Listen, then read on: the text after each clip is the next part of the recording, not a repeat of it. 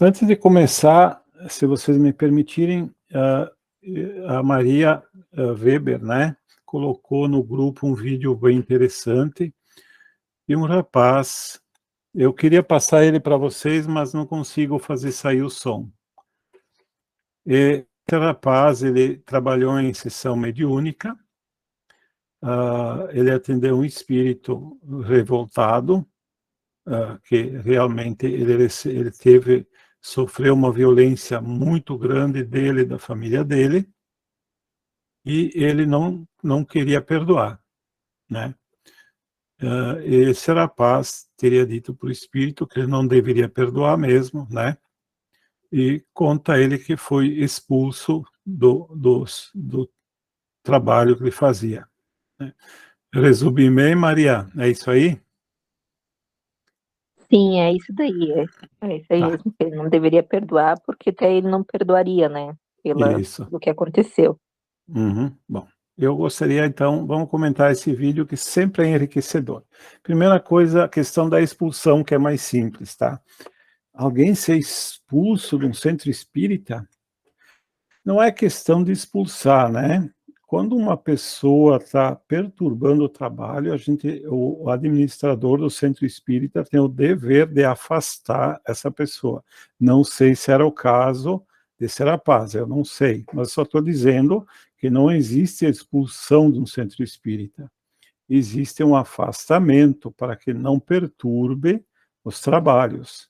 Quando um trabalhador, quando a gente tem um grupo espírita e um trabalhador ele está causando perturbação, a gente chama para conversar, né? Os administradores chamam para conversar e encaminham para desobsessão, porque muitas vezes ele está perturbado por uma influência espiritual muito forte, né?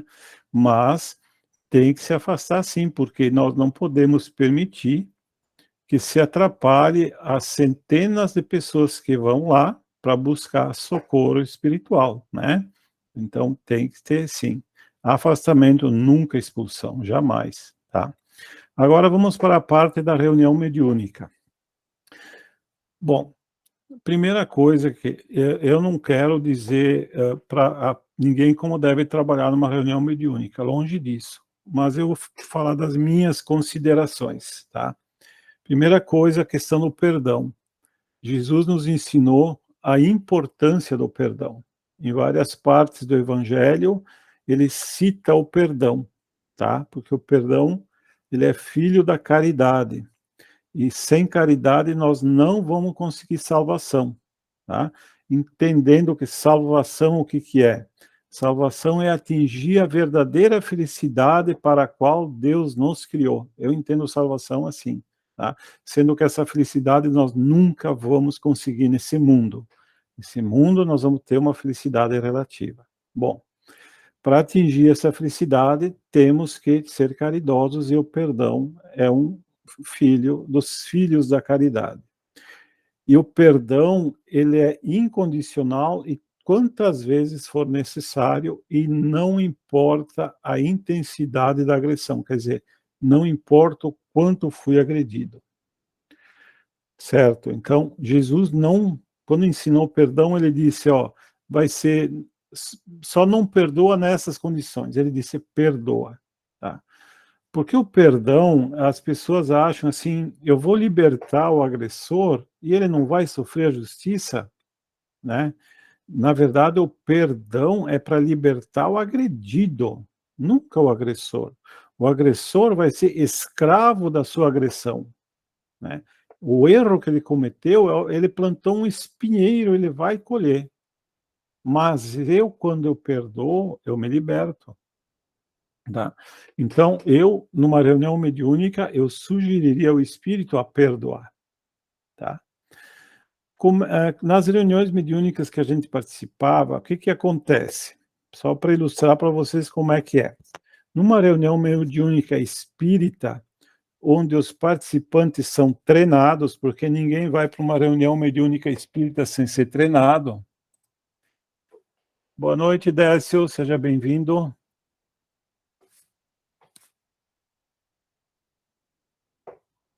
Décio entrou? Desculpa o atraso. Imagina, Décio, querido, seja bem-vindo. Eu estou aqui explicando aquele vídeo que a Maria postou de um rapaz que trabalhou em mesa mediúnica, e ele disse para um espírito não perdoar, tá? Então, eu estou dando as minhas observações. Sim. Então, eu vi aquilo lá, eu vi aquilo, eu gostaria Isso. de ouvir mesmo. Então, vamos lá. Então, eu estou falando, Décio, que Jesus ensinou o perdão incondicional. Ele não botou condição de tamanho, de tempo, nada. Tem que perdoar. Porque o perdão não é para libertar o agressor vai ser escravo do erro dele. É para libertar a pessoa que é agredida. Bom, numa reunião mediúnica, então, de ter médiuns treinados, sempre tem uma ou duas pessoas que nós chamamos de doutrinador ou dialogador. Eu gosto mais de dialogador, porque quem sou eu para doutrinar alguém, né? Então, o dialogador é uma pessoa que não fica mediunizado, ele não recebe o espírito, ele conversa com o espírito através do médium, né? Então, esse rapaz fazia de dialogador. E chega esse espírito e diz assim, como é que eu vou perdoar? Ele estuprou minha mulher, matou meus filhos, me torturou, me matou, foi horrível, como é que eu vou perdoar? E o doutrinador disse que está certo que não deveria perdoar, porque eu também não perdoaria. Eu já tive também esse tipo de experiência, mas quando a gente conhece um pouco o mundo espiritual, a gente tem condições de resolver essa questão. Primeira coisa que o Espírito diz para nós, o que tu faria no meu lugar? Tu perdoaria? Eu digo assim, olha, talvez no teu lugar eu faria a mesma coisa que tu, não ia querer perdoar porque eu sou igual a ti, eu não sou diferente de tu. Eu sou igual a ti. Né? Eu também iria estar revoltado, mas eu gostaria que tivesse alguém do lado de cá me explicando a importância do perdão. Aí ele já começa a se acalmar.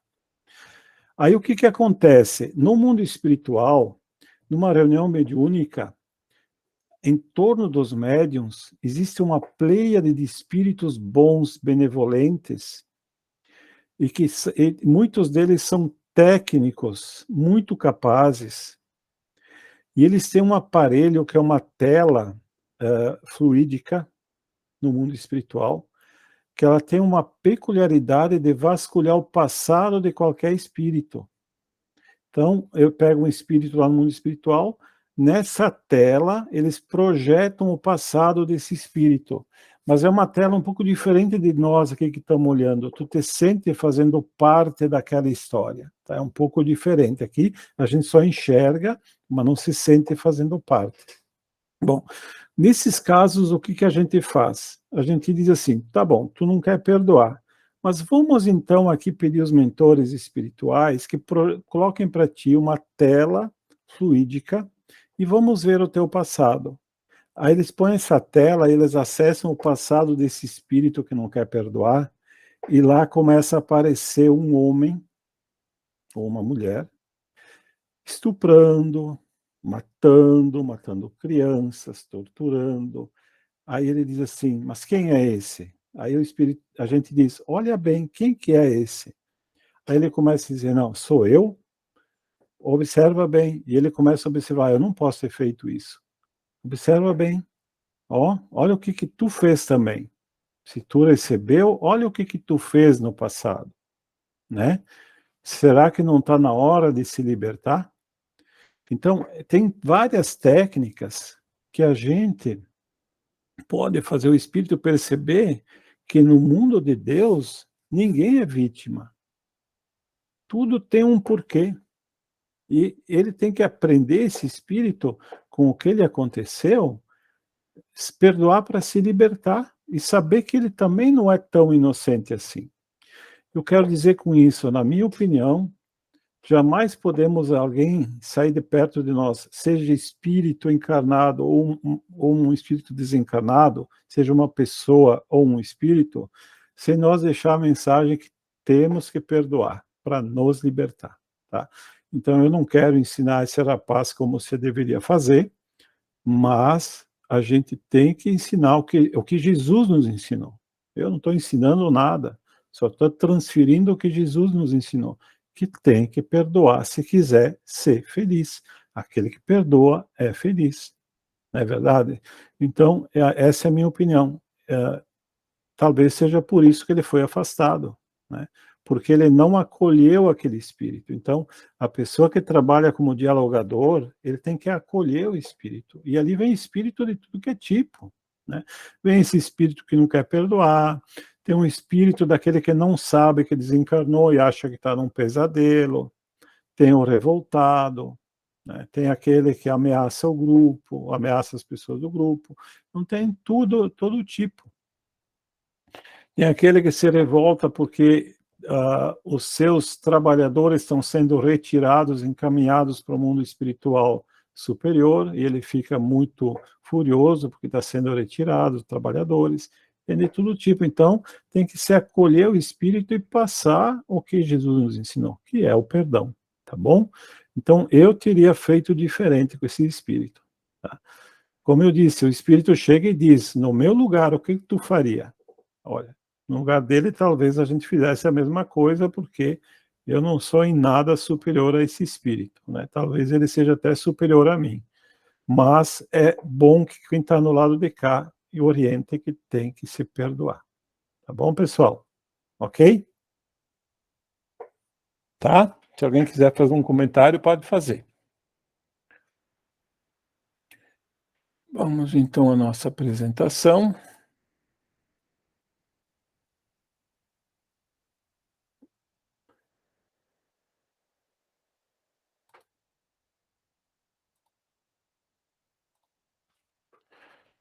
Muito bem. Então, as pessoas dizem, falar é fácil, né? É verdade. Falar é fácil, executar mesmo o perdão, dependendo da agressão, é difícil. Mas nós temos que... Mas então esse doutrinador, ele não foi instruído para dizer, vamos abrir uma tela mental, aquela coisa. Eu acho que... Instruído. Gente, é assim, ó, é estudo, tá, pessoal? Um médico, quando vai trabalhar aqui na Terra, ele estuda muito. Não dá para fazer. Só que a gente acha que trabalhar na mediunidade pode ir assim, sem conhecer. Não pode, tem que estudar. Tem que estudar muito, né? Mas pelo que ele falou, acho que era um centro assim que nem os outros... Porque, eu fui porque nem os outros não estavam conseguindo lidar com o espírito. Então, acho que lá está faltando instrução. Isso. E a Isabel falou uma coisa que eu também tenho que falar. Quando se faz reunião mediúnica, nem todos os espíritos a gente consegue modificar, tá? Não está na nossa mão isso aí, porque essa é uma decisão do espírito, e é ele que tem que tomar essa decisão. Então, nem todos os espíritos a gente modifica. Pode ser que usando essa técnica que eu falei, da tela fluídica, modifique, ele se conscientize. Pode ser que não, pode ser que ele seja com tanto ódio que ele não vai se modificar. Mas a gente tem que fazer a nossa parte. Mas eu tenho para comigo que, de qualquer forma, mesmo que ele não se modifique, a semente fica. Mesmo quando a gente fala para alguém para tomar um caminho diferente, pode ser que a pessoa não ouça, mas a sementinha fica no coração. E ela pode frutificar no dia que aquela criatura estiver sofrendo, e quando a gente sofre, está em sofrimento, a gente vê mais longe, né? Como se diz que na noite escura nós vemos as estrelas distantes.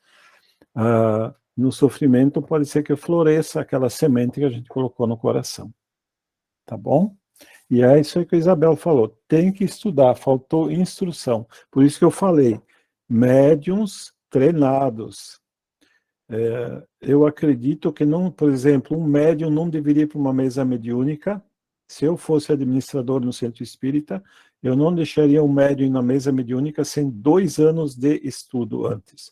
2 anos de estudo. Conhecer, tá? Muito bem, então. Vamos lá.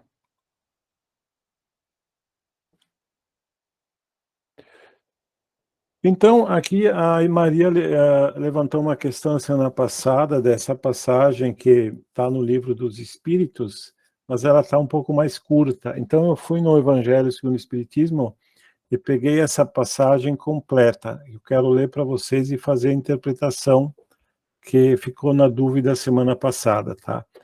Porque a gente fala que a Bíblia fala de encarnação, tá? E, na minha opinião, está muito clara.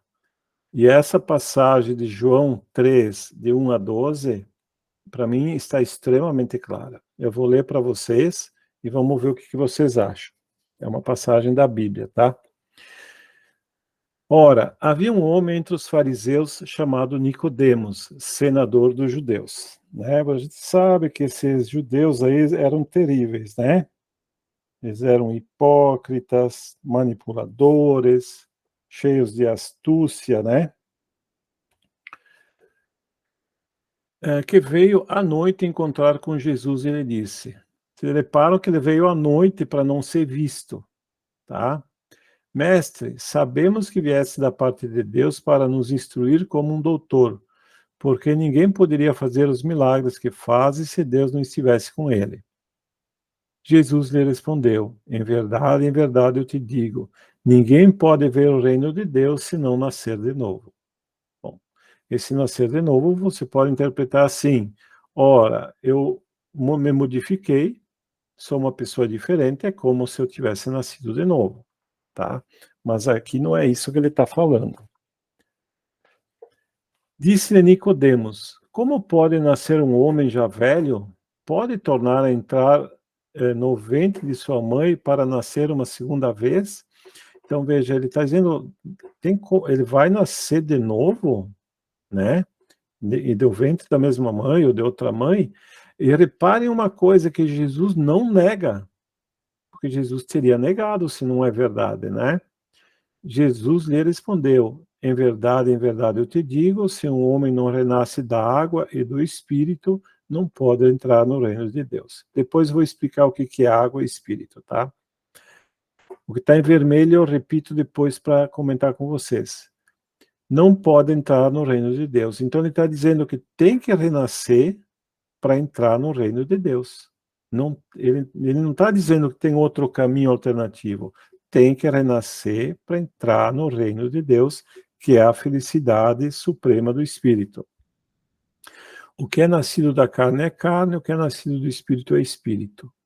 Não te admireis que eu tenha dito ser preciso que nasças de novo. O Espírito sopra onde quer, ouve sua voz, mas não sabe de onde ele vem nem para onde vai. Então o Espírito a gente não sabe de onde vem. O mesmo se dá com todo homem que é nascido do Espírito. Respondeu-lhe Nicodemos, como pode isso acontecer? Então ele disse, como pode nascer de novo? Jesus lhe disse, pois que és mestre em Israel e ignora essas coisas, porque se estudava a reencarnação, não com esse nome, obviamente, os judeus estudavam a encarnação, tá? Em verdade te digo que não dizemos senão o que sabemos, e só damos testemunho do que temos visto. Entretanto, não aceitas o nosso testemunho, mas se não me credes quando vos falo das coisas da terra, como me crereis quando vos falo das coisas do céu? Ele está dizendo aqui, porque lá no começo ele disse assim, tu é aquele que faz milagre, tu vem da parte de Deus, e agora Jesus diz, como é que tu vai me acreditar, né?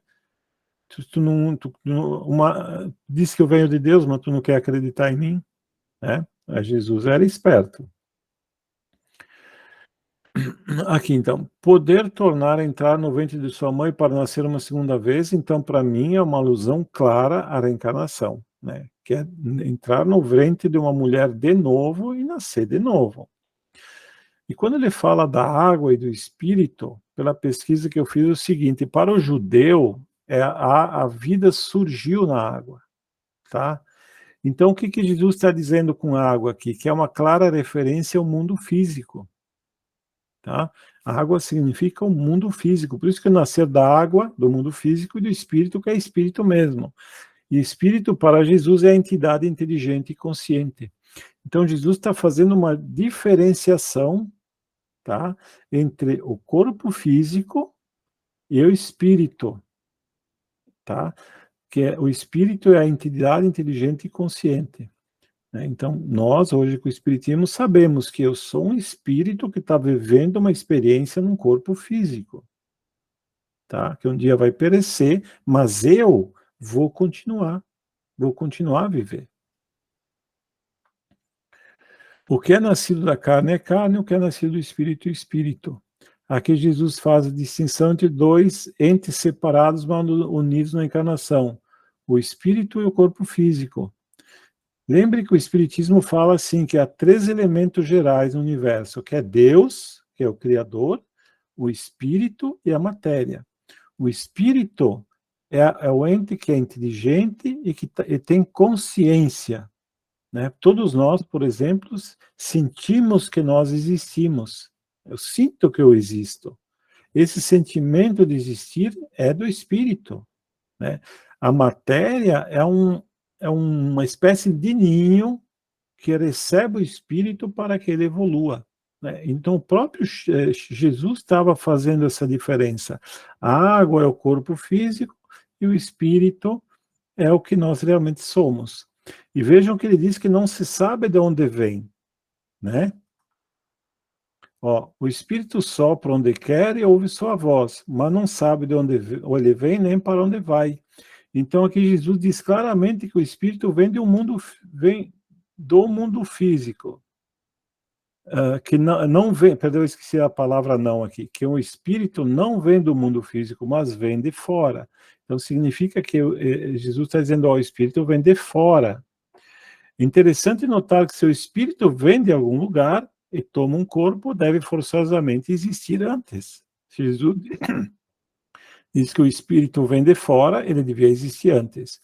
Se não sabemos para onde vai, significa que o Espírito retorna de onde veio, né? Então, se Jesus fala que o Espírito não sabe de onde vem, ele devia ter existido antes do corpo, né? Isso, então, comprova perfeitamente o que sabemos pelo Espiritismo, que o Espiritismo é isso que ele explica, né?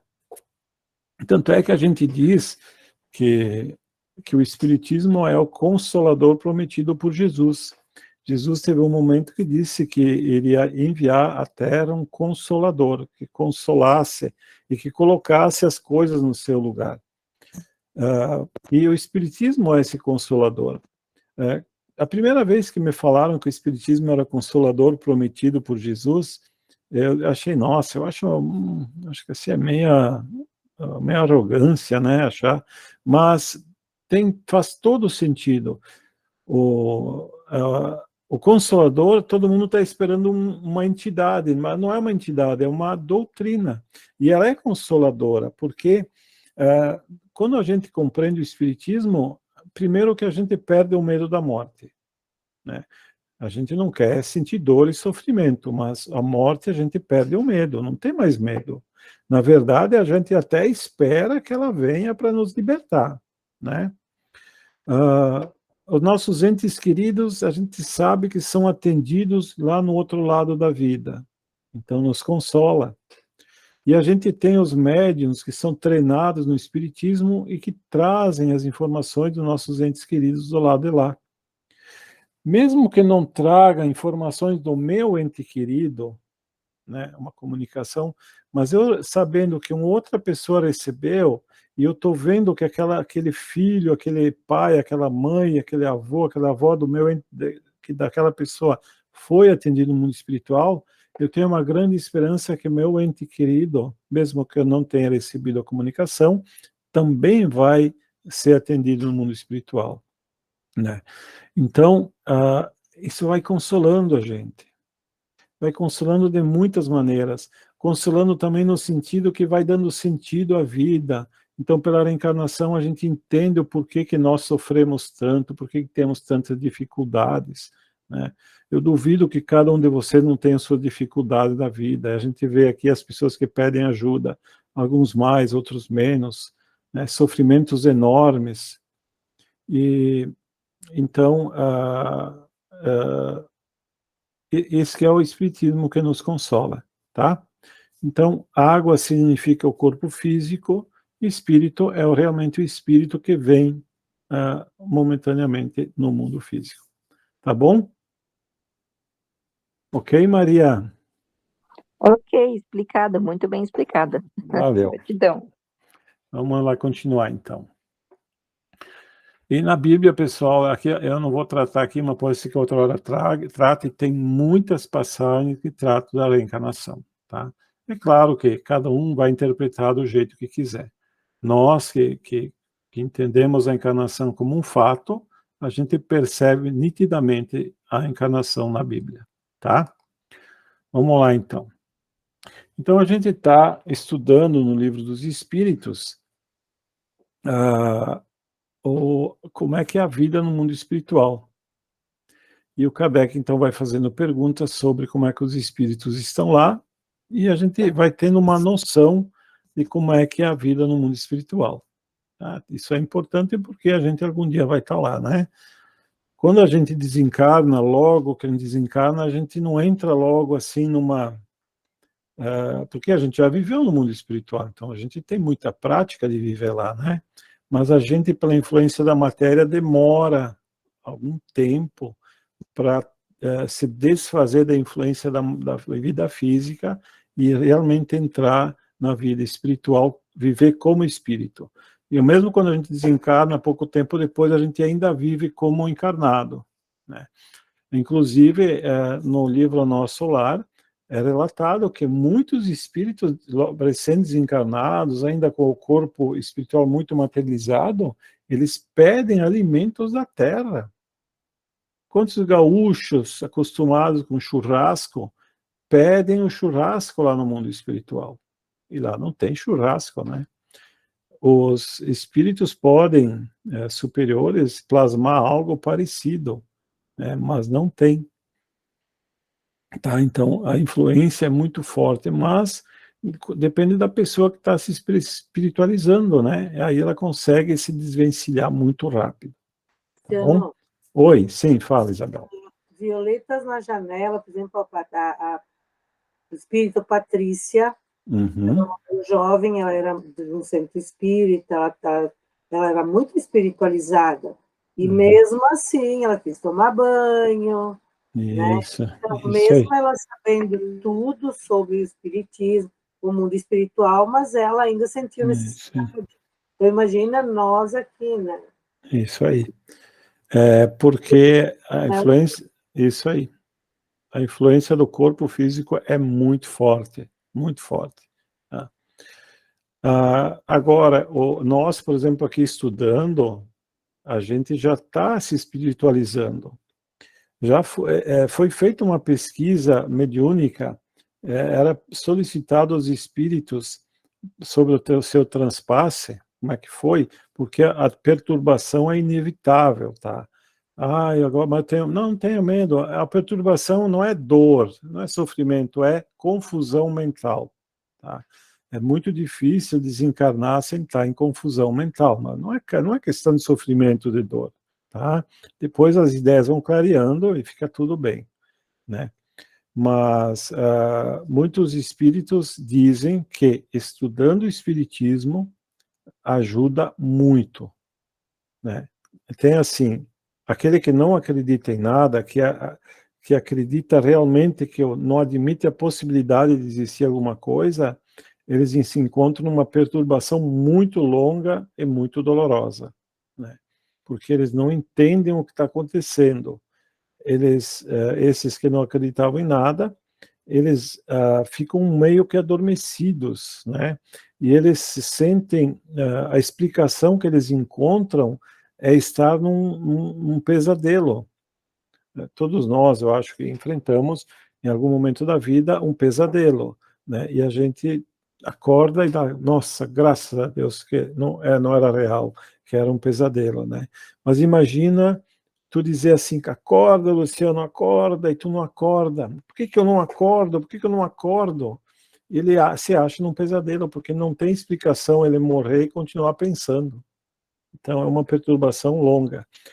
Aquele que tem uma formação religiosa, mesmo que não seja espírita, fica um pouco mais fácil, né?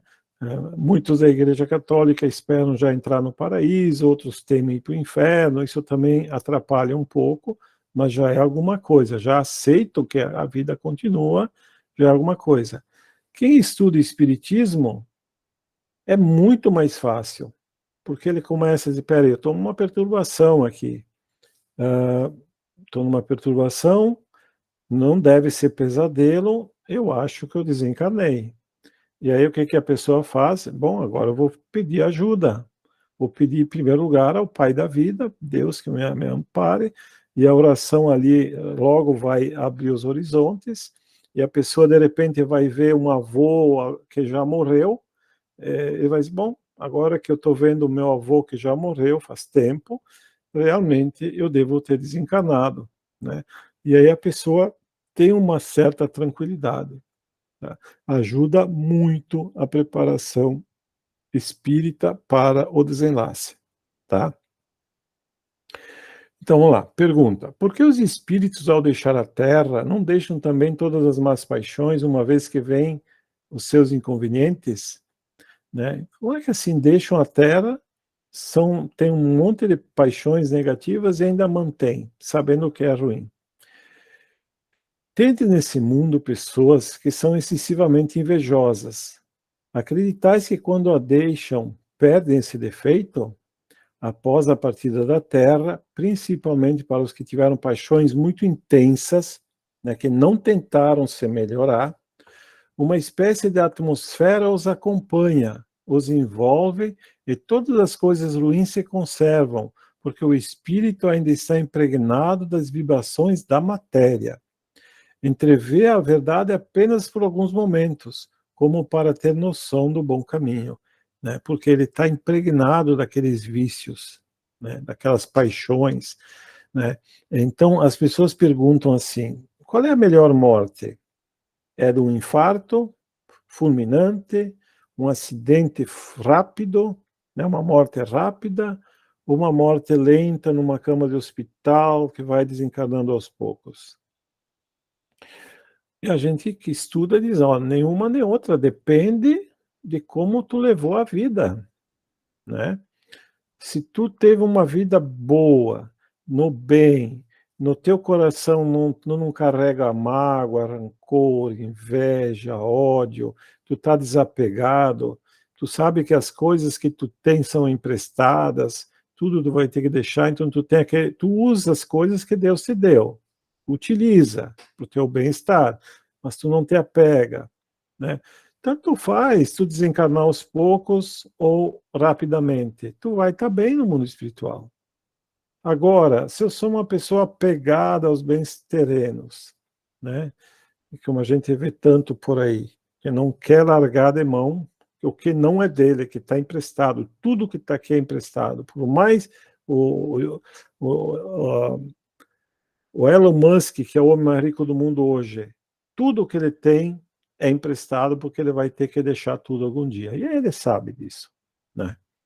Então, essas pessoas apegadas, que têm esse rancor no coração, aquele que não perdoou, que a gente falou do perdão, né? Não perdoou e levou rancor no seu coração, que tem inveja, ciúmes, né? Maledicente, isso leva junto, desencarnando devagar ou ou rapidamente, vai prejudicá-lo no mundo espiritual, porque como diz aqui, o espírito é uma espécie de atmosfera que o envolve e ele vai junto com ele, né? E vai lhe causar sofrimento lá no mundo espiritual, tá? A inveja, porque a inveja já nos deixa doentes aqui, né? Deixa doente no mundo espiritual também. O apego, aí ele fica sabendo que todos os seus bens estão sendo distribuídos nas heranças, e alguns até vendem fora tudo, não, né?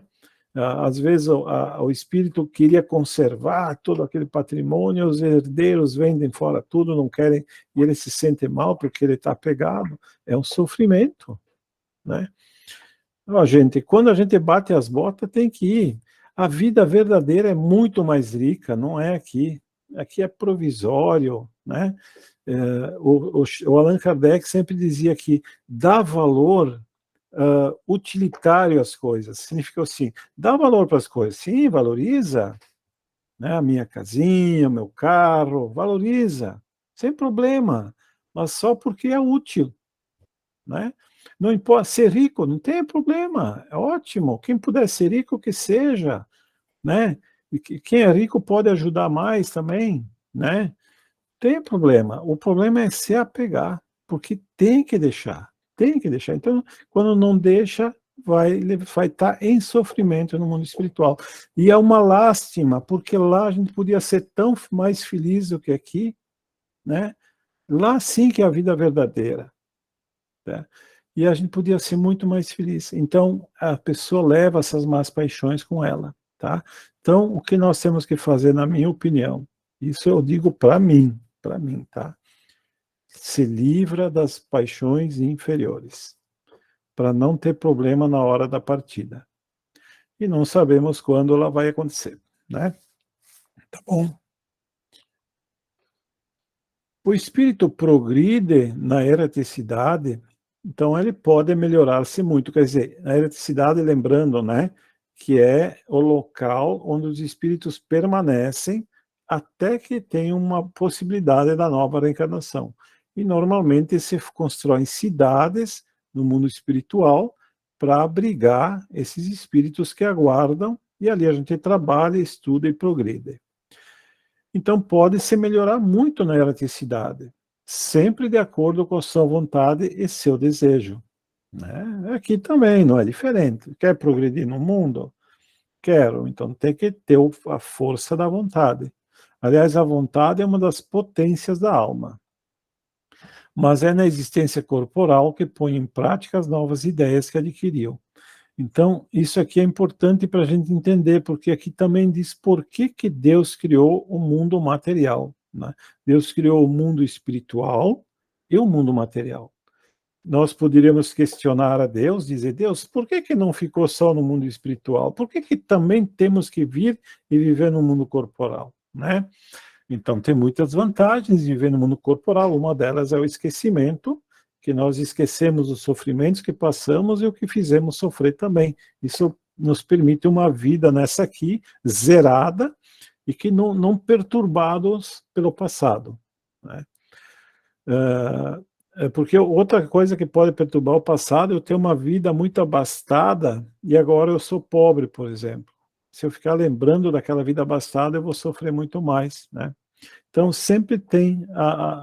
Agora, assim, lá, então, no mundo espiritual, eu posso exercitar. Eu posso, por exemplo, estudar o perdão, né? Lá no mundo espiritual.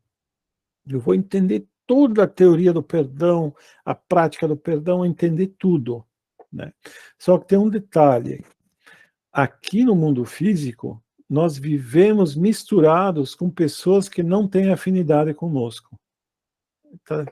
Deus quis que todos ficassem convivendo uns com os outros. Pessoas que têm afinidade comigo e pessoas que não têm afinidade comigo. Então, mesmo dentro da família, temos pessoas que um irmão é afim, outro não é, né? Isso é comum, tá? Entre o nosso trabalho, nossa convivência social, então temos as afinidades. No mundo espiritual, nós convivemos com os afins, e cada um é atraído para onde ele interessa, né? Porque não tem as amarras do corpo físico.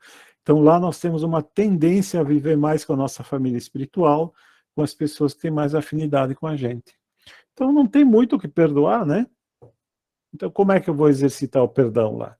Aí eu venho para a encarnação, aqui onde a vida é muito difícil, a vida é difícil, né?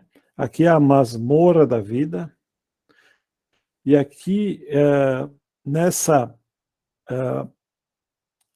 insegurança que nós temos e vivemos, nessa até muitas vezes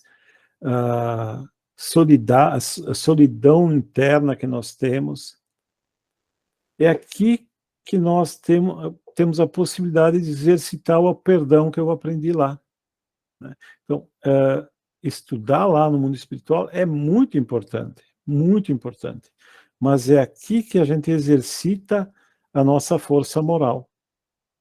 Aí daí lá no mundo espiritual a gente pede uma aprovação, é uma prova, a gente vem aqui, se a gente consegue vencer ela totalmente ou parcialmente ou nada, tudo serve de aprendizado, a gente volta para o mundo espiritual, analisa o que eu fiz na vida física e diz, olha, consegui melhorar nesse aspecto, nesse eu não consegui, pode continuar a estudar.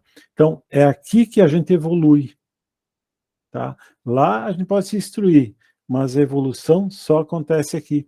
É por isso que a gente tem necessidade de encarnar. A encarnação é uma necessidade para o espírito. E quanto mais encarnações eu tenho, mais rápido eu posso progredir, tá? Lembrando que as encarnações não são infinitas, elas são muito numerosas, mas não são. E algum dia a gente vai chegar a ser espírito puro, e aí não precisa mais encarnar, tá? Porém, a cada encarnação a gente vai melhorando. Existem mundos que ainda existem encarnação, mas que são extremamente felizes. Extremamente felizes, né? Não é porque se encarna que a gente é infeliz, mas existem mundos em que a gente encarna e vai ser extremamente feliz, tá? Conforme o espírito vai avançando. Os espíritos errantes são felizes ou infelizes?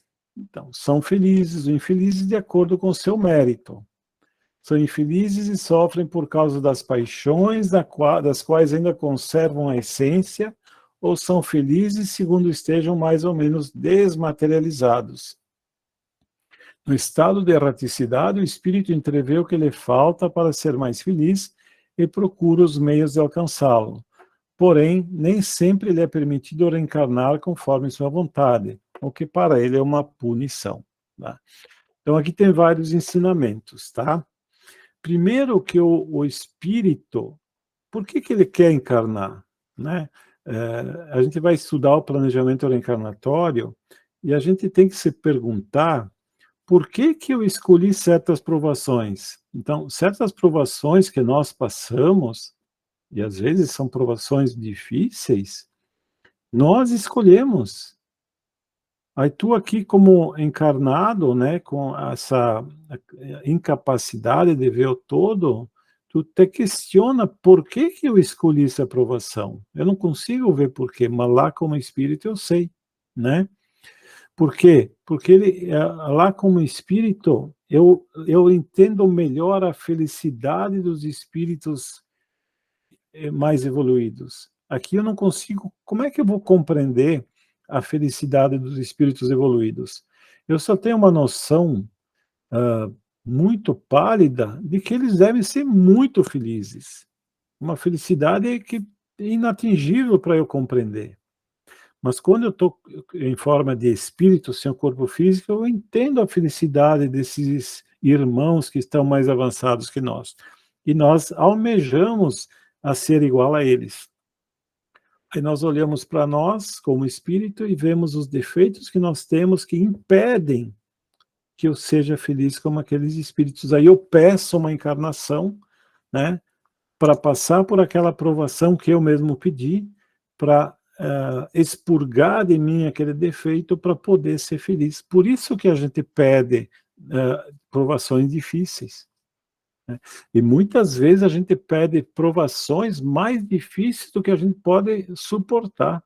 E tem os nossos mentores que nos acompanham, que nos aconselham, eles tiram fora provações que nós pedimos, porque nós queremos avançar muito mais rápido do que a gente suportaria, né? Como a gente diz que Deus não coloca fardos pesados em ombros fracos, né? Isso significa isso. Se eu sou fraco, eu vou receber uma aprovação pequena. Isso é outra coisa interessante. Tem pessoas que a gente diz assim, nossa, aquela pessoa tem uma vida tão fácil, né? Ela tem tão poucos problemas. Deve ser por mérito, né?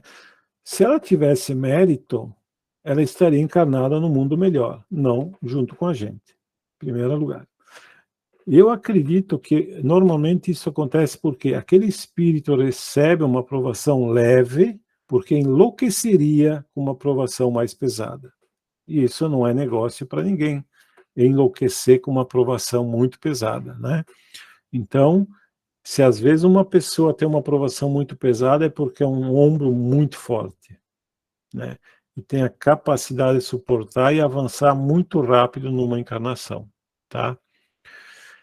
E aqui diz também que está desmaterializado. Ser materializado, o que que é? Quando a gente vive só pelos prazeres do mundo, a gente vai materializar o nosso corpo espiritual, tá? O estudo, a reflexão, a oração, a espiritualidade, tudo isso vai desmaterializando o nosso corpo espiritual. Os prazeres do mundo, né? Sexo, alimentação, diversão, né? Todos esses prazeres que a gente fala, né? Não estamos aqui criticando ninguém, é uma necessidade da gente se divertir. Mas as pessoas que só vivem para isso estão materializando cada vez mais o seu corpo espiritual. E vai te atrapalhar depois na outra vida, tá? 232. No estado de erraticidade, os espíritos podem ir a todos os mundos? Depende. Quando o espírito deixa o corpo, não está, apesar disso, completamente desprendido da matéria e ainda pertence ao mundo onde viveu, ou a um do mesmo grau, né? A menos que durante sua vida tenha se elevado. Esse é, aliás, o objetivo que deve pretender, sem que o que nunca se aperfeiçoará. Ele pode, entretanto, ir a alguns mundos superiores, mas nesse caso é como um estranho, consegue, na verdade, apenas os entrever. Isto é o que lhe dá o desejo de se aperfeiçoar para ser digno da felicidade que lá se desfruta e poder habitá-los mais tarde. Então, como ele é um espírito, ele pode ir bem mais longe, né? Mas, normalmente, os espíritos da Terra estão tão materializados ainda que estão muito ligados ao planeta. Então, ainda eles tem, por exemplo, o corpo espiritual deles é de matéria astral do planeta Terra. Me parece, segundo Chico Xavier, que, por exemplo, existe em torno da Terra em torno de 25 bilhões de espíritos vivendo aqui, né? Fora os 8 bilhões encarnados que nós temos.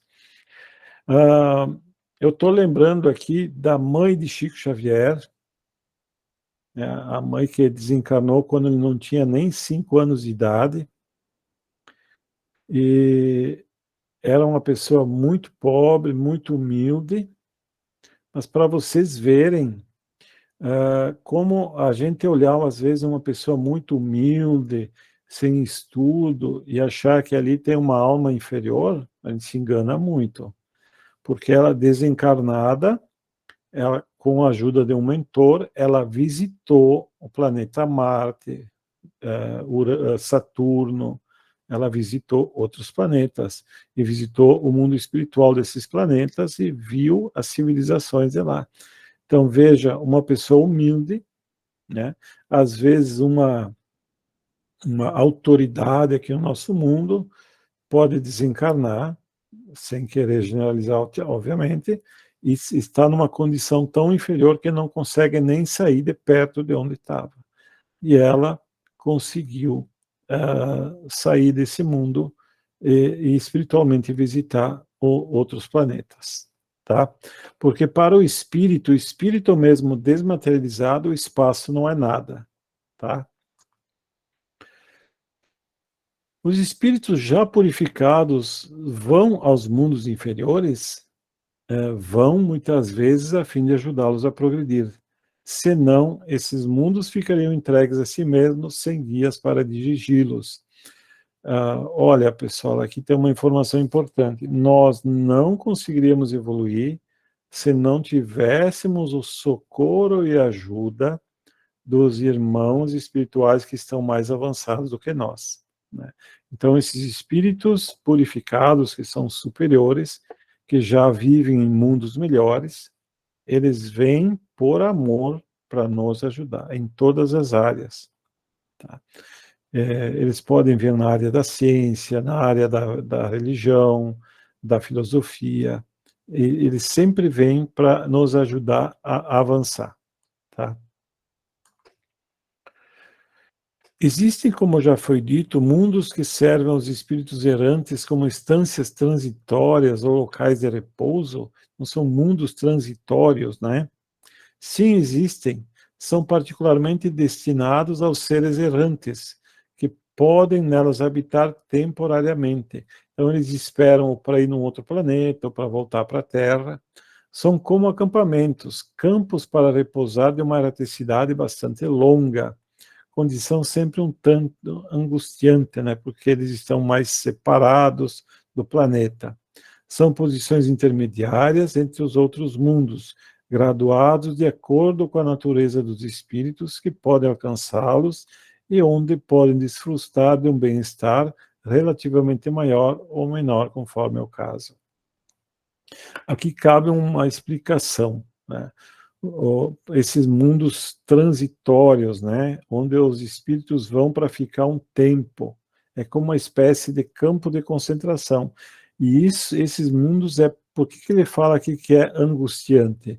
Porque são espíritos endividados, são espíritos que causam perturbação na Terra. Eles são levados para esses planetas que o Chico Xavier chamava de planetas prisão, tá? Nós temos, a nossa Lua é uma prisão para espíritos, a Lua. O planeta Mercúrio, aquele que está mais próximo do Sol, não é habitado por espíritos normalmente, mas eles são levados para ali permanecer, e Plutão também, né? Então, são espíritos que recolhem, esses espíritos rebeldes, causam perturbação, e agora que o mundo está em regeneração, né, num processo, não está regenerado ainda, mas está num processo de regeneração, eles são afastados muito desses espíritos que causam perturbação. E aqui cabem umas reflexões também. Às vezes a gente fica, eu particularmente na minha vida pessoal, fico muito envolvido com as questões políticas do nosso país, né? E me revoltam certas decisões que alguns tomam. Eu estava conversando com a Isabel que eu estava ficando muito nervoso por causa disso. E aí eu peço muitas vezes um conselho ao meu mentor, né? E eu sinto, pelas vias da intuição, ao conselho vindo. E o conselho que eu recebi é o seguinte: preocupe-se com as tuas escolhas, não com as escolhas dos outros, porque Jesus falou, cada um será segundo suas obras. Então, se os meus irmãos tomam decisões políticas erradas, né, eles que estão escolhendo, eu tenho que me preocupar com as minhas escolhas, porque essas que eu vou levar comigo quando desencarnar, tá? Décio, por favor, pode comentar. Décio? Oi. Pode falar, Não, querido. tudo bem, não, tudo bem. Eu tinha uma dúvida, mas você acabou de esclarecer ela. Era sobre esses mentores que às vezes a gente procura ouvir, Isso. e você acabou de esclarecer. Muito obrigado. Pela via intuitiva, tá? Às vezes não é assim uma palavra que tu vai entender, mas é a via intuitiva, tá? Então, mas a gente tem que estar preparado para ouvir, tá? E para mim isso me acalmou, sabe? Eu acabei não me envolvendo tanto.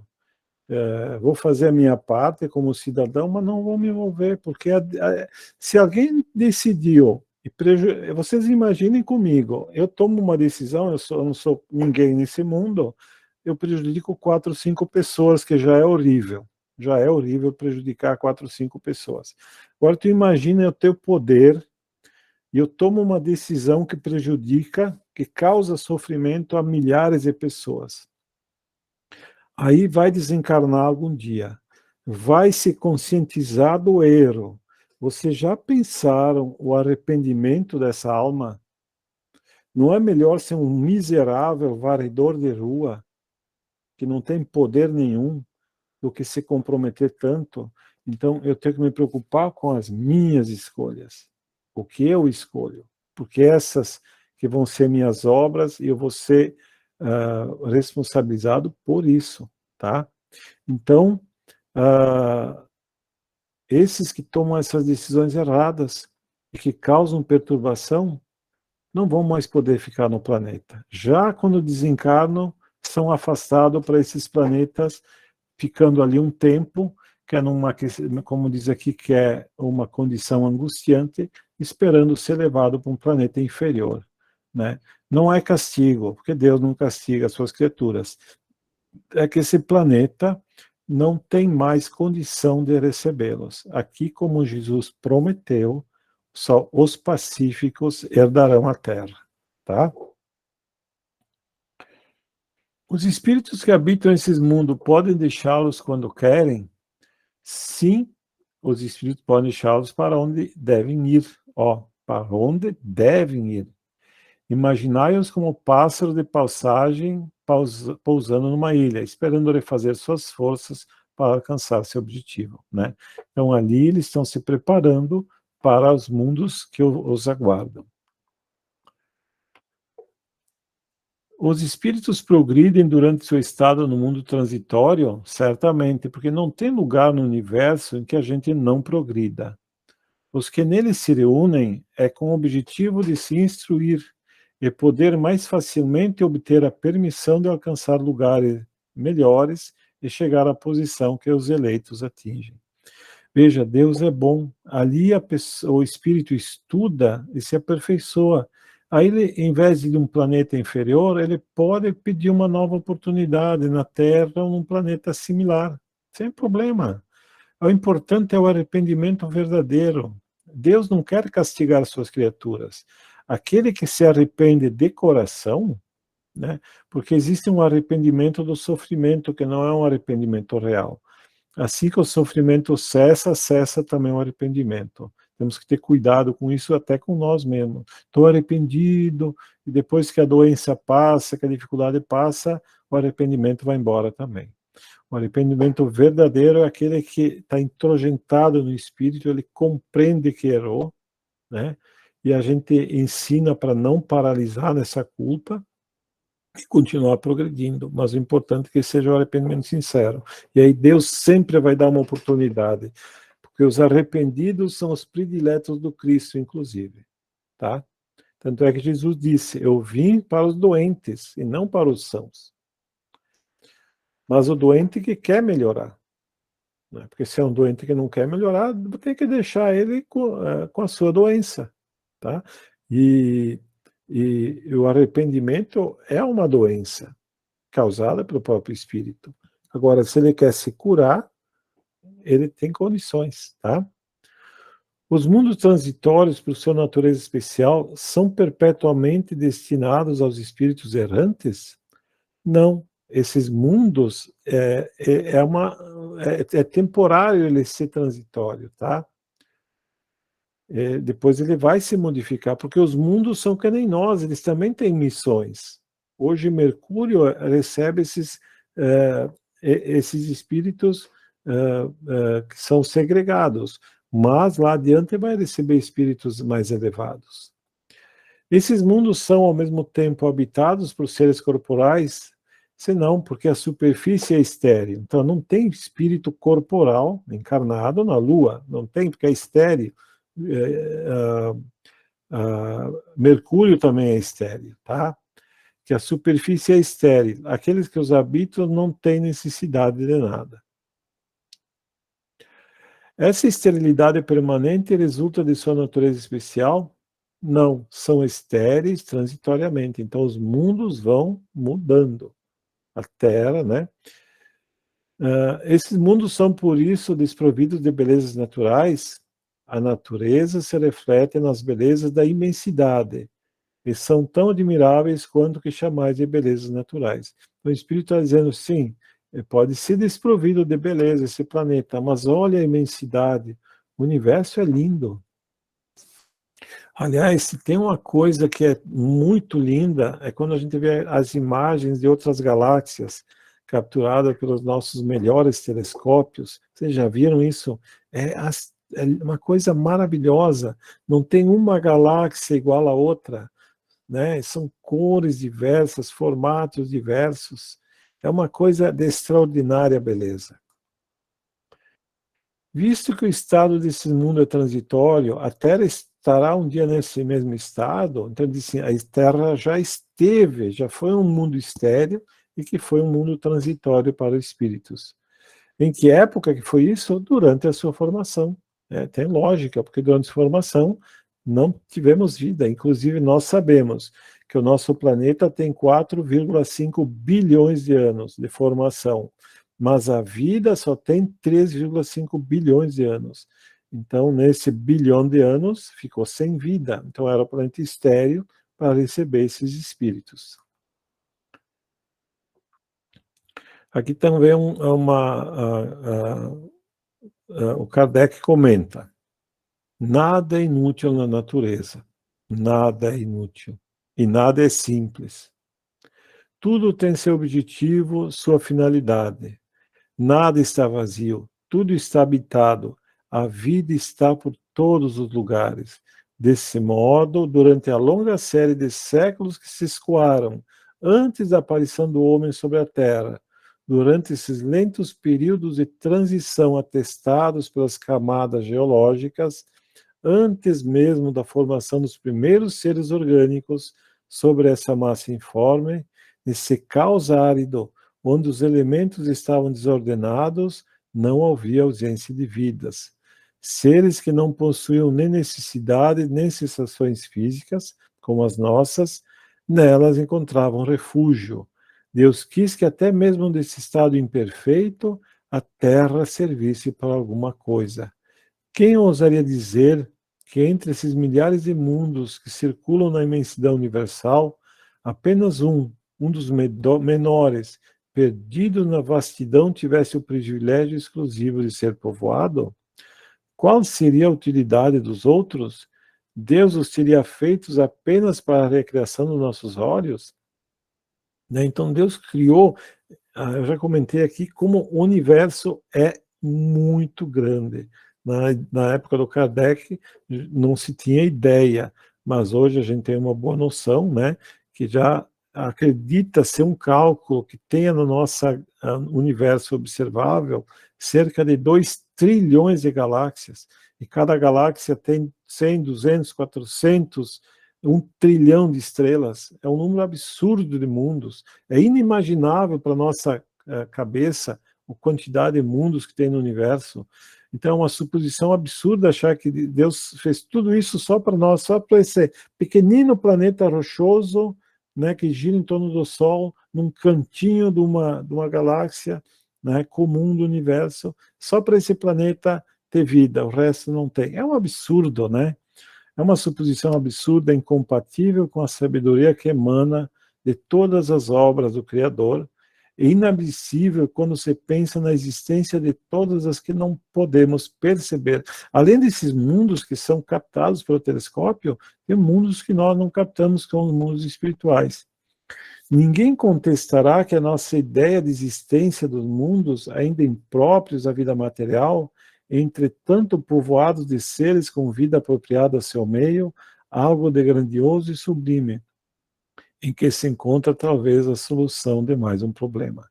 Então veja o Kardec falando dessa maneira maravilhosa da grandeza do universo. Eu falei para vocês desses 2, 3 trilhões de galáxias, mas veja bem, pessoal, hoje os nossos cientistas que estudam o universo, eles detectaram 2 coisas que eles chamam de matéria escura e energia escura. A matéria escura é uma matéria que o cientista não sabe o que é, porque ela não absorve luz e ela não emite luz. A gente sabe dela porque ela atrai as galáxias. Então eles fazem os cálculos e percebem que tem alguma coisa que atrai as galáxias, mas não dá para ver o que é, porque ela não absorve luz e não emite luz. Eles chamaram de matéria escura. E tem uma coisa que está acelerando o universo, está fazendo ele andar mais rápido, que eles chamam de energia escura, e também não se sabe o que é. Só que fizeram o cálculo do percentual, só para vocês terem uma ideia, se nosso universo observável é tão grande, a matéria escura e a energia escura somadas dá 95% do universo. Alguns dizem 96%, vamos dizer 95%. Imaginem vocês que esse universo tão grande, inimaginável, que não cabe na nossa cabeça, é só 5% do universo, vocês já pensaram, é assim estonteante o que o nosso Criador fez, né? E ainda tem gente que quer apequenar o Criador, tá? Então, é absurdo achar que a Terra existe só para nós. Hoje, qualquer pessoa que tenha um mínimo de racionalidade, mesmo que não acredite em nada, não pode acreditar que não exista vida nos outros locais do universo. E segundo o Espiritismo, a vida pulula no universo. Em todo canto há vida, há espíritos e há seres criados por Deus evoluindo.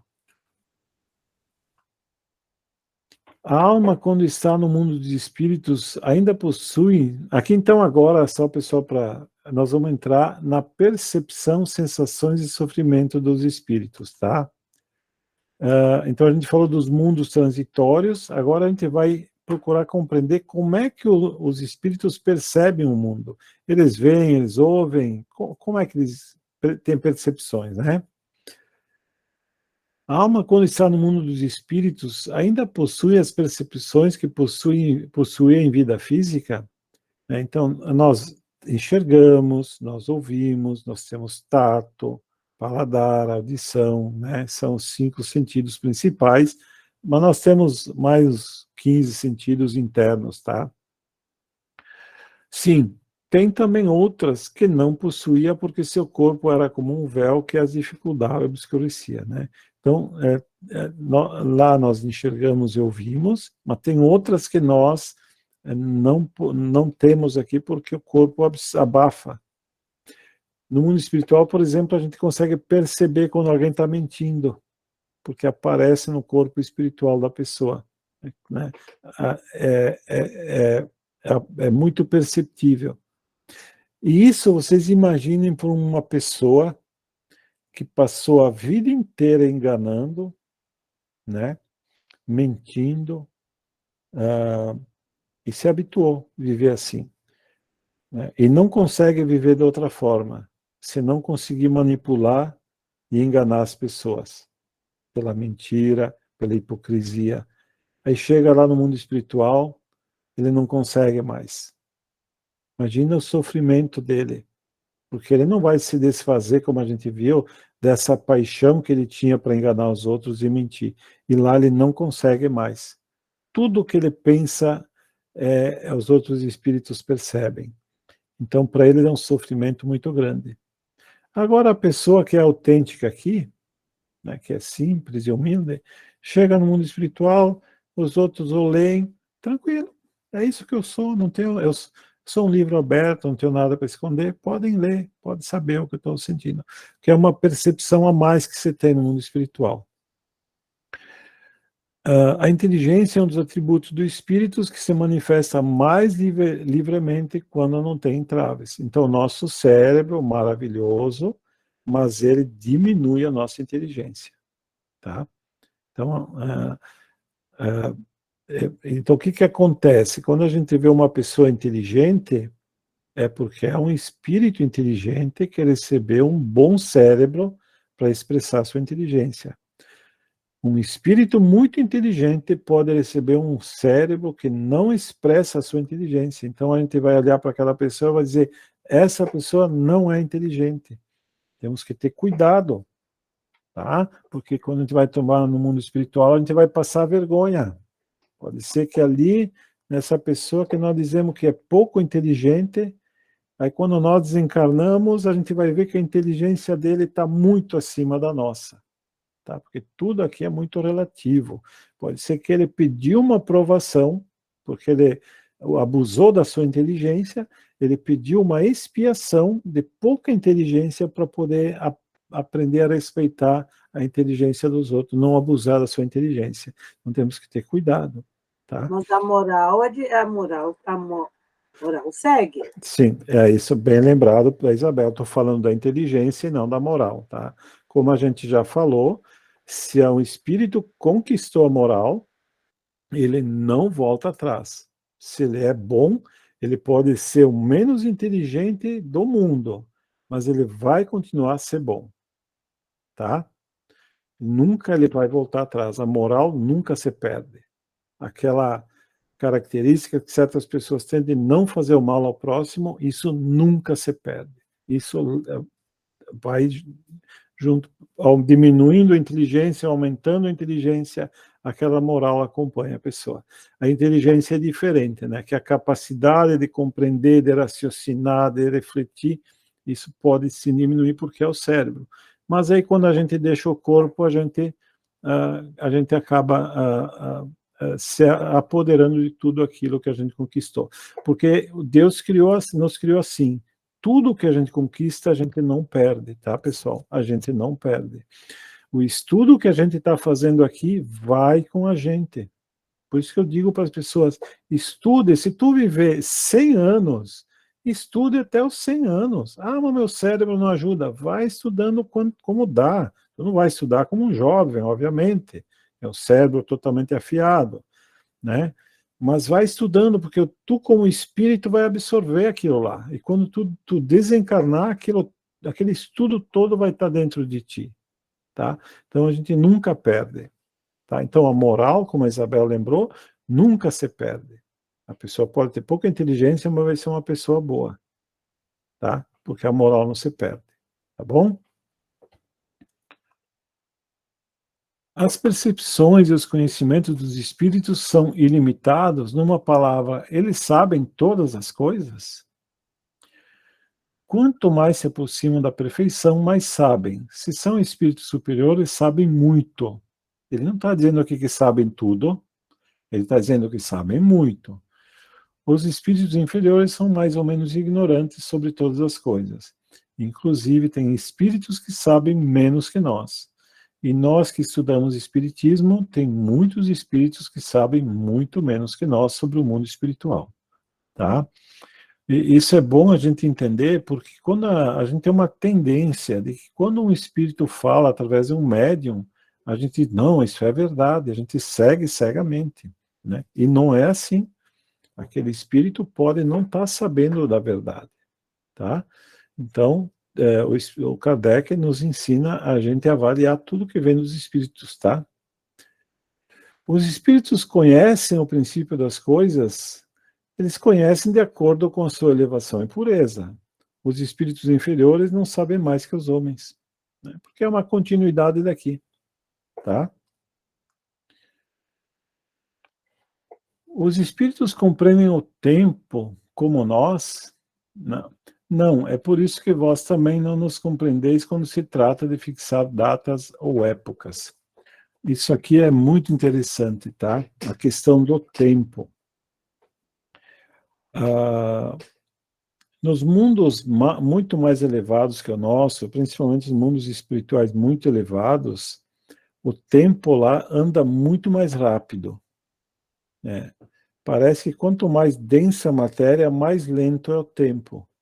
Então, o escoamento do tempo, para nós, é muito mais lento do que alguém que vive no mundo espiritual. Tá? Isso é muito interessante vir na época do Kardec, porque no estudo da ciência se considerava que o tempo e o espaço são absolutos. É uma espécie de pano de fundo onde tudo acontece. Então, o tempo não se altera, ele é o que é e não se altera. Isso se pensava na ciência na época do Kardec. 50 anos depois, aí por 1905, já começou a se provar, através de Albert Einstein, que todo mundo deve conhecer, que é o grande cientista do século XX, ele provou que o tempo não é nada absoluto, ele pode diminuir, ele pode acelerar, ele pode parar, em certos casos, então não é absoluto. E então, olha só que interessante, isso está fechando com o que o Espírito fala, que o tempo não é uma coisa absoluta. Então, se o tempo pode andar mais rápido, mais devagar, num mundo espiritual superior, ele pode andar muito mais rápido. Então, eles têm até uma dificuldade, muitas vezes, de passar comunicações para nós, por causa da diferença do escoamento do tempo. Então, o comentário do Kardec. A ideia e a ação do tempo para os espíritos não são como nós o compreendemos. O tempo para eles é nulo, por assim dizer, e os séculos tão longos para nós são a seus olhos apenas instantes que se perdem na eternidade, como o relevo do solo que se apaga e desaparece para quem o vê de longe quando se eleva no espaço, né? Então, assim, quando tu vai ficando mais longe, o solo vai ficando cada vez mais liso porque tu está vendo de longe, né? Então, ele diz que os espíritos muito elevados, eles veem nós aqui demoramos séculos para fazer as coisas. Para eles veem as coisas andando muito mais rápida, tá? A questão do tempo, hoje a gente sabe, e eu confio na ciência, que é uma ilusão muito grande nossa, tá? O próprio Einstein dizia que o tempo é uma ilusão, né? Uma ilusão persistente que nós não conseguimos nos livrar, dizendo assim que o tempo não é aquilo que a gente pensa, tá?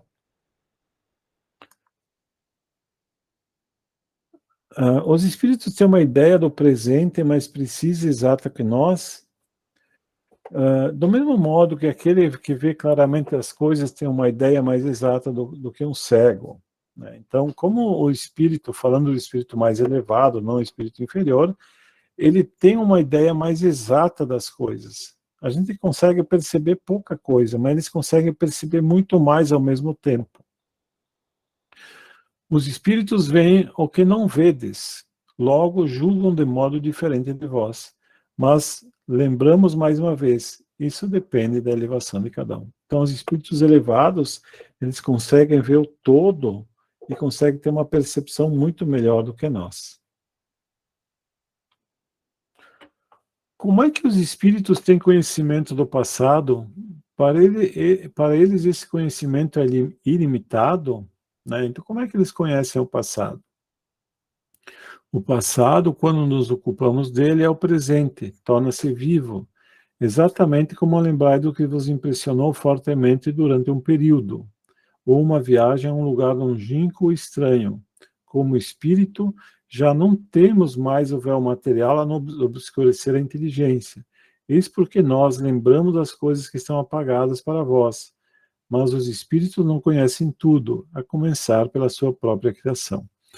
Ora, a nossa criação se perde na noite dos tempos. Nós, não, mesmo como espírito, não lembramos da nossa criação, como nós aqui, como encarnados, normalmente não lembramos da nossa infância, antes dos 5 anos, né? Agora, a gente percebe aqui como os espíritos mais elevados têm uma noção de tempo muito diferente, né? E nós aqui lembramos do que aconteceu, mas a lembrança é algo mais apagada, né? Às vezes até podem nos enganar, mas para o espírito a lembrança é vivenciar o acontecimento. Imagine nós querendo lembrar algo que nos aconteceu. Nós temos aquela lembrança meia nublada, né? Imagine se não pudesse vivenciar aquilo que nos aconteceu, né? Essa é a lembrança do espírito, por isso que a percepção do espírito é melhor que a nossa. E essa lembrança que nós temos meio apagada é por causa do nosso cérebro. Como espírito, a gente vivenciaria mais vivacidade a experiência que a gente teve, tá? E isso é muito interessante, porque muitas pessoas relatam nas experiências de quase morte, e também pessoas que desencarnaram e não voltaram mais, depois relatam isso.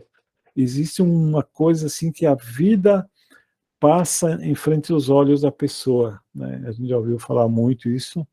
A pessoa vê flashes da sua vida, mas não como uma lembrança normal. Ela vivencia aqueles momentos da vida dela.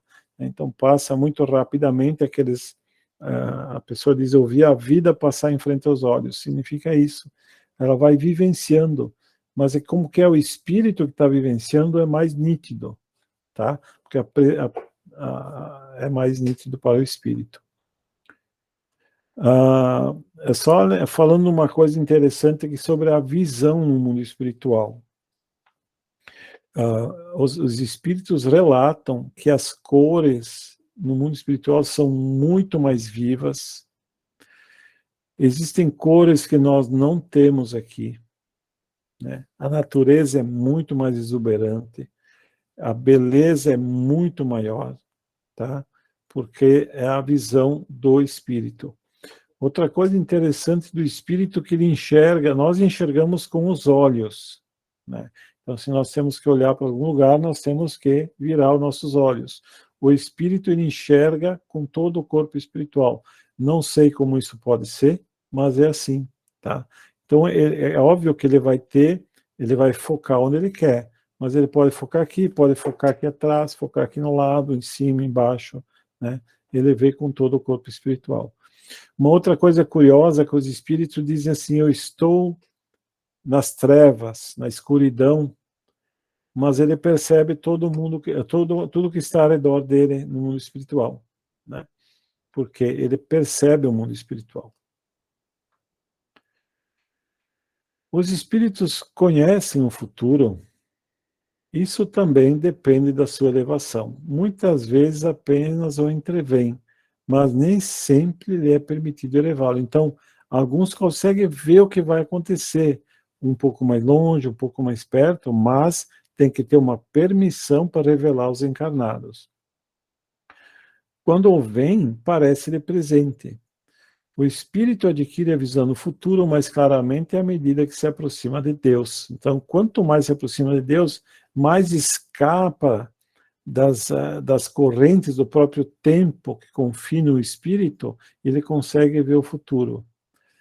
Após desencarnar, a alma vê e abrange num piscar de olhos suas migrações passadas, mas não pode ver o que Deus lhe reserva. Para isso é preciso que esteja integrado a Deus após muitas existências, muitas e muitas existências. Aí consegue ver o futuro. Enquanto a isso, consegue alguma coisa, mas não tudo, tá? Os espíritos que atingem a perfeição absoluta têm conhecimento completo do futuro? Então, completo não é bem a palavra. Só Deus é o soberano Senhor e ninguém pode se igualar a Ele. Mas, ele está falando aqui de um espírito puro, né, como Jesus. Sim, ele, por exemplo, ele, lá desde que criou a Terra, já sabia do futuro, da nossa época, e sabe o que vai acontecer também mais adiante. Os espíritos veem a Deus, só os espíritos superiores o veem e o compreendem. Os espíritos inferiores o sentem e o pressentem física, moral e espiritualmente. Nós, espíritos inferiores, nós podemos pressentir a Deus. Se nós permitirmos através da fé, podemos senti-los. Mas ver e compreender somente os espíritos puros, tá? Como Jesus, tá? Eu acho que eu vou ficar por aqui, que já chegamos no horário. Tá? Eu quero saber se alguém tem algum comentário. Tá tudo bem?